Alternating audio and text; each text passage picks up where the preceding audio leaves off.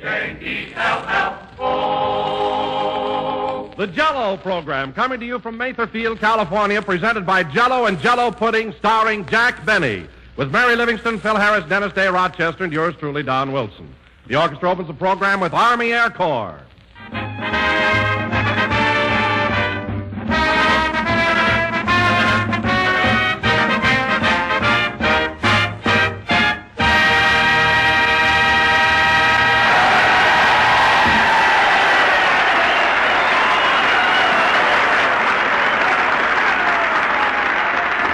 That was Army Air Corps, played by the orchestra.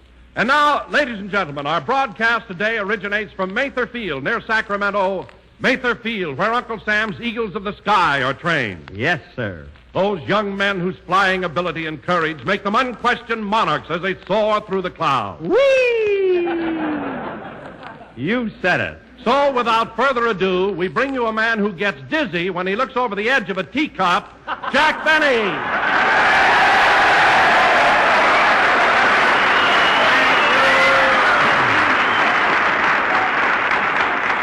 Thank you, fellas, thank you. Jello again, this is Jack Benny talking, and Don, that was a fine build-up. Imagine saying I get dizzy when I look over the edge of a teacup. Why, I read fortunes in a gypsy tea room for 5 months without taking one spill. Believe me, I'm no softy. Well, Jack, all I meant was... I don't care what you meant. And for your information, Don, when I was a youngster in Waukegan, Illinois, I was the first person there to fly. To fly? Why, I never knew that. Well, it's a fact. When I was about 7 years old, my father gave me a great big kite. I tied the string around my waist like a darn fool. A tornado came along, and I landed in St. Joe, Missouri. St. Joe. They love you there. Now, cut out that ad-libbing. You orchestra boys are here just to blow your brains out. And about one more toot should do it.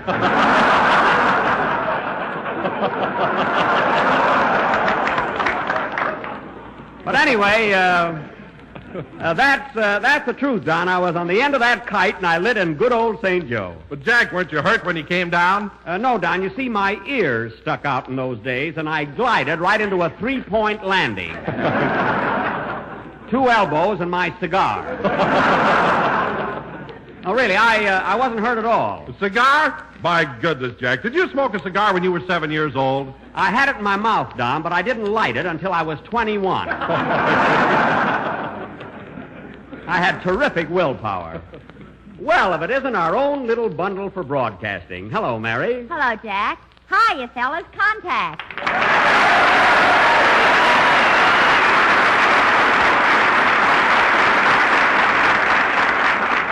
Hey, you did all right. Well, Mary, how do you like it at Matherfield? Oh, swell. But you know, Jack, all the boys here are so bashful. Yes. Yes, they are a rather quiet group of fellas, you know.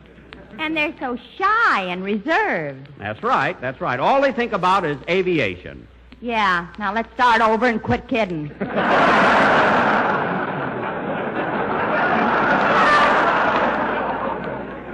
Now you're talking. Say, Mary, I noticed you're wearing a pair of wings on your lapel. Where'd you get them? Oh, the cutest aviator gave them to me. What a doll. Gave them to you? Mary, these boys aren't supposed to give away their wings. Well, he didn't give them to me exactly. When he backed away, they stuck to my coat.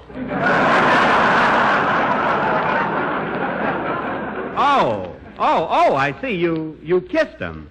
And you just met the fella? Well, he reminded me that it was Mother's Day, so what could I do? Well, that was sweet of you, Mary. So you gave him a nice motherly kiss. Uh-huh. Good. Well, at least it started out that way. Mary, why is it that every time we play a camp, you have to always... Say, Mr. Benny, speaking of Mother's Day, you know, Oh, hello, Dennis. Hello.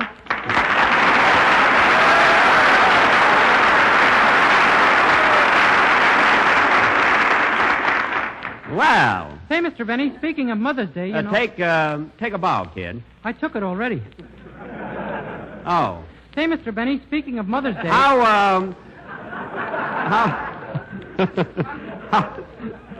How'd you come up here, Dennis? I didn't see you on the train. Don't you remember? You put me in a crate in the baggage car. Oh, that's right. You promised to bring me water once in a while, but you didn't.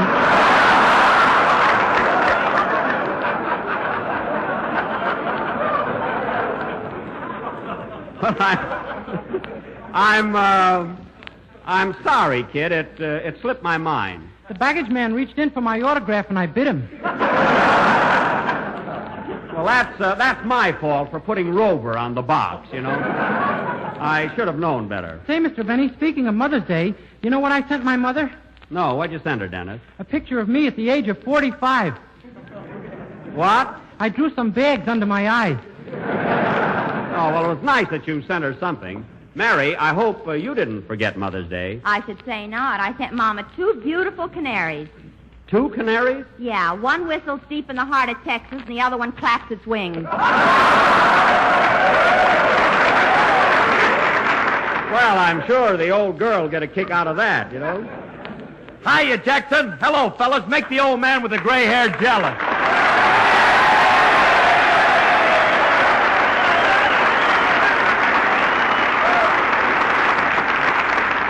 Ah, what a reception. They love you here, Phil, don't they? You're telling me. Say, Jackson, ain't this a coincidence? Here it is, Mother's Day, and we're at Mother Field.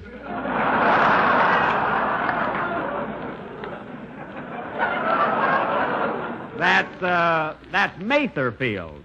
And although I pronounced it wrong last week, and speaking of Mother's Day, Phil, did you remember your mother? Yeah, she's a little white-haired lady, about 5'2". I don't mean that.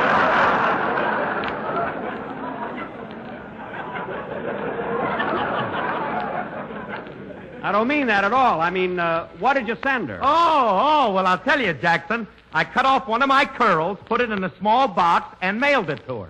Cut off one of your curls? Well, that's the corniest thing I ever heard of. I'd like to see you do it. I can do it, don't worry. Well, personally, Phil, I think that sending your mother a lock of your hair was a very sentimental gesture. I bet she got a big kick out of it. Well, I don't know. I got a wire from her this morning that said, "Received fried noodles. Where's the chop suey?" Well, I'll be doggone. At least you meant well.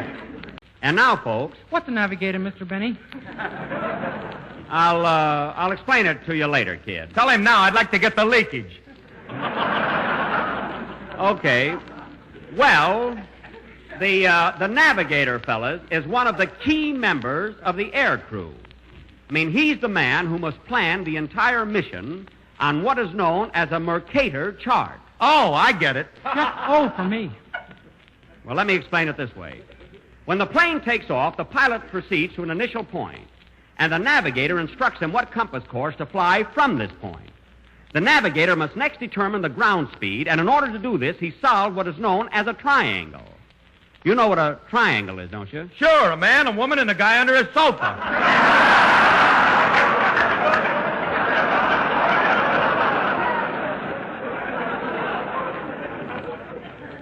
Phil, it's not your kind of a triangle. It's a wind triangle. Anyway, it is frequently necessary to check accuracy by making celestial observations. To make these observations, the navigator uses an instrument known as a sextant. Ooh, what he said.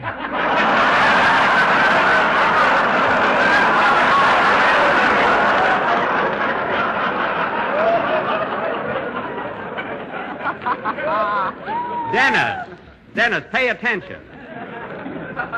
Thus, no use, I'll have to talk to that kid. Thus, by noting his compass and using the sextant, the navigator can determine his precise position.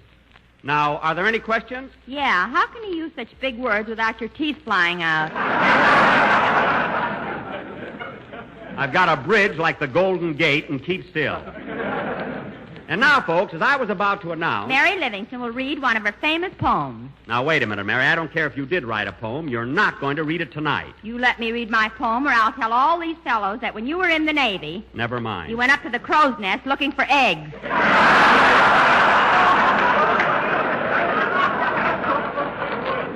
Well, I was hungry. All right, Mary, what's the title of your poem? She was only a pilot's sweetheart, but she sure had a lot of control. Good. Proceed. Here we are at Mather Field, near the town of Sacramento, in the good old USA, where FDR is presidento. Well, we know where we are, anyway. Now, get going. I met a boy here yesterday and got acquainted right away. You always do. He was so handsome and so cute in his new zoot suit with a parachute. Some description. Say, Jack. What? Did Longfellow work with a stooge? No. Then keep still.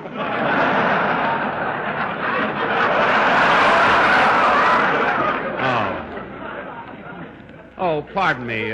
Go ahead. He showed me his plane with motors twin and said to me, let's go for a spin. But we'd had no introduction, so I stayed right there for ground instruction. Good. How many more verses, Mary? One more, and it's all about bombardiers. Okay. I'd like to be a bombardier and drop a bomb on Hitler's ear. Well. And when he turned to see what got him, I'd drop another on his... Very good.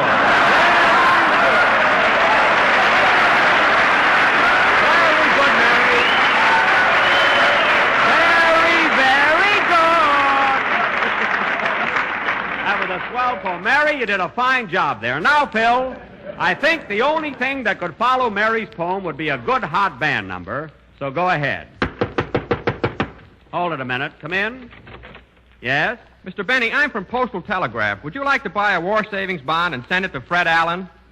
Well, I'd like to buy a bond, but why should I send it to Allen? The shock would kill him. I know. You got an idea there. Come on out in the hall, Bud. I'll write you a check. Play, Phil.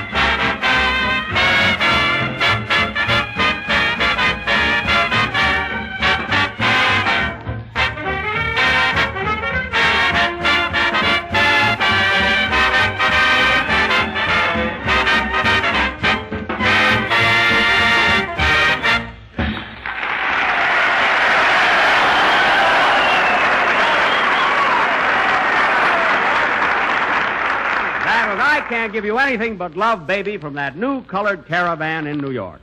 And played by Phil Harris and his orchestra. Say, Phil, come here a minute. I've got some very important news for you. What is it? You too, Dennis. Now pay attention. Okay, hold my yo-yo. Put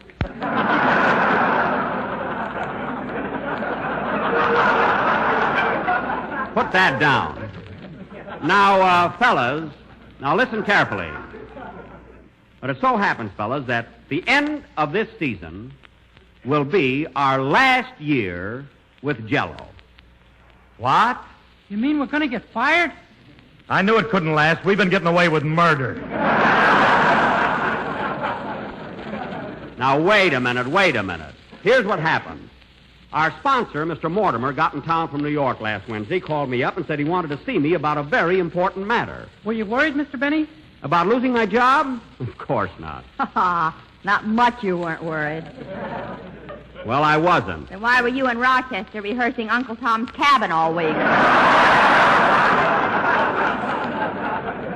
That's only for the summer. Mervin's going to direct it. Now, we're going to play up and down the coast. Can I be a bloodhound, Mr. Benny? Yes, Dennis, I'll just take the crate off of you.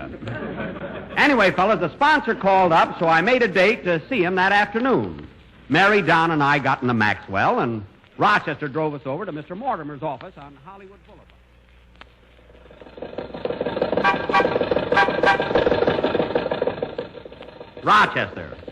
Rochester, will you please watch what you're doing? What's the matter, boss? Take it easy. We're not supposed to drive over 40 miles an hour anymore. Anymore? Yes. This car couldn't hit 40 if it was dropped off the Empire State Building loaded with luggage. Now, wait a minute. The speedometer says 62. That's nothing. It says 50 when we're out of gas. What? But I'll kick it back to 15 if it'll make you feel better. Just take it easy. You know, I've got a lot on my mind today. Oh, calm down, Jack. Just because our sponsor's in town and wants to see you doesn't mean you're going to get fired. Oh, yeah? Why, certainly, Jack. Mr. Mortimer probably just wants to speak to you. Yes, and I know what he'll say. Goodbye, Benny. Hello, Skelton. We're dead ducks, I tell you. Rochester, there'll be a rehearsal tonight. Now, remember, you're going to be Topsy. Why can't I be Uncle Tom? My Topsy is Turvy.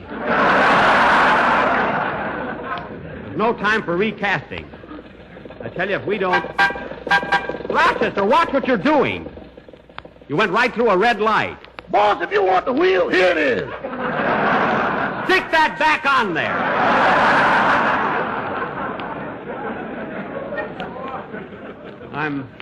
I'm nervous enough. Imagine, Mary, I've been with Jello 8 years, and Mr. Mortimer wants to cast me aside like an old shoe. Old shoe is right. Look at that pair you've got on. Never mind. And sewing those patches on your coat. Who do you think you're fooling? Listen, Mary, a little sympathy won't hurt. You had to get all dressed up. Where do you think you're going, to a wedding? Don, tear your collar a little, will you? Right there on the side. Now, Jack, you're just imagining things. I'm sure you're not going to get fired. After all, you're a great comedian. I stink, and you know it.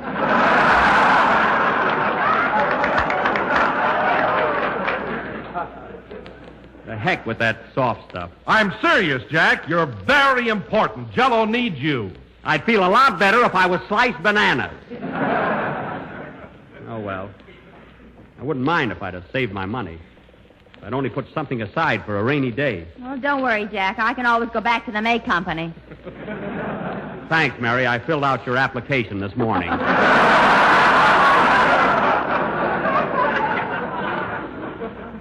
I don't know what's going to happen. I'd never leave you, boss. I'd work for you for nothing. That's mighty sweet of you, Rochester. I'm working for next to nothing now.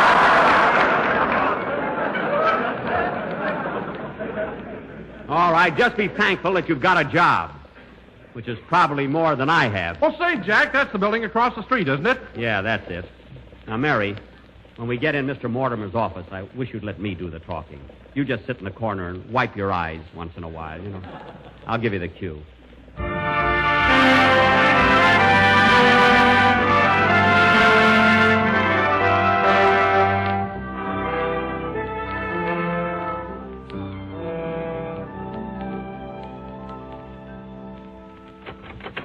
Oh, hello, Mr. Benny. Mr. Mortimer is expecting you. Yipe!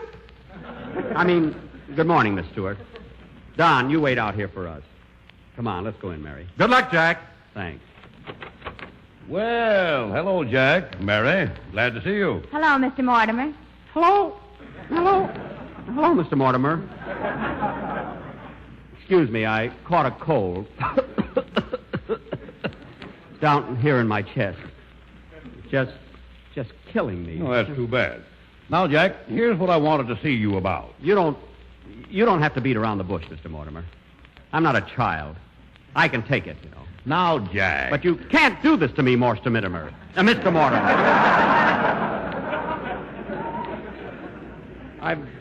I've given the best years of my life to this program, and you're not going to shoo me aside like an old throw. It's not fair. But, Jack, I can't understand what you're so upset about. I've got good news for you. Well, spill it. He's halfway out the window now. Just getting a little breath of air, that's all. What's the good news, Mr. Mortimer? Here's the situation, Jack. You've been with Jello for 8 years, and naturally, we're very pleased with what you've done. Uh-huh. So next season, General Foods wants you to broadcast for another one of our products. You mean I'm not leaving your company? You mean we're going to be together next year? You mean he sewed that patch on his sleeve for nothing? Mary. Well, Mr. Mortimer, that is good news. Eh, Mary? Shall I cry now? It's not necessary. Your cold is gone, too. Mary, please. Well, thanks. Thanks very much, Mr. Mortimer. To tell the truth, I kind of expected this. And believe me, Mr. Mortimer, I'll work just as hard as ever. We know that, Jack. Now, please give me that revolver. You won't need it.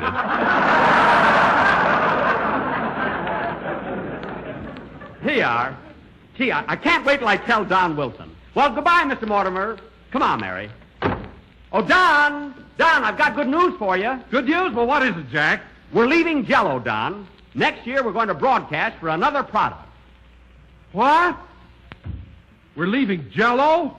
That's right, Don. But they're going to keep selling it, you know. Don't worry. But, Jack, do you mean to tell me that next season I can't talk about tempting and delicious Jello? America's favorite gelatin dessert? Well, I'm afraid not, Don. You mean I won't be able to tell people to get out of their neighborhood grocer and get Jello with a new locked-in flavor? No, Don. I won't do it, I tell you, I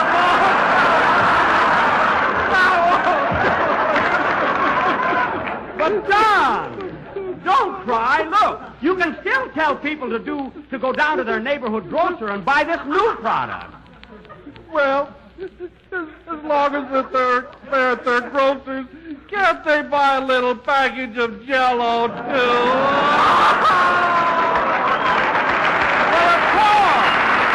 Well, of course, they'll always be able to get Jello. And here's something else, Don. Listen to this. Our new product will be economical, too, and who knows? It may even be delicious with sliced bananas. Why, it'll be wonderful, Don. Wait till we get rolling. You'll love it. Now, come on, kids. Let's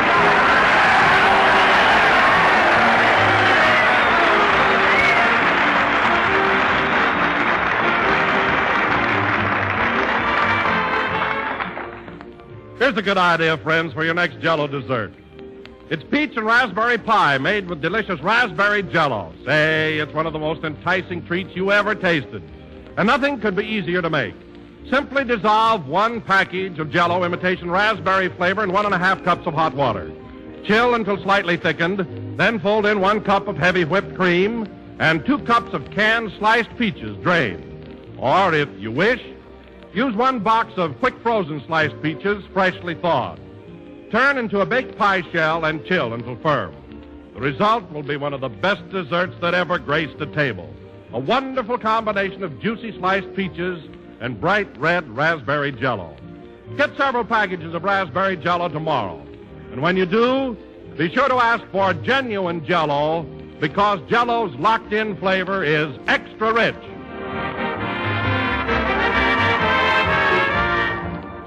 This is the last number of the 32nd program in the current Jello series. And next Sunday, we will broadcast from the Army Air Force Replacement Center near Santa Ana, California.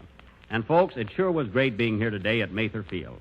And I'd like to thank Colonel Leland R. Hewitt and his staff for all their courtesies.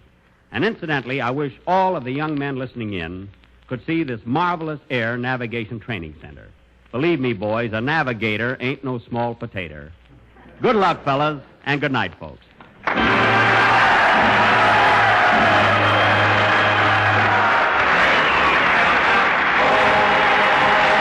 The Jello program is written by Bill Maher and Ed Beloin and is broadcast each week by shortwave to our armed forces throughout the world.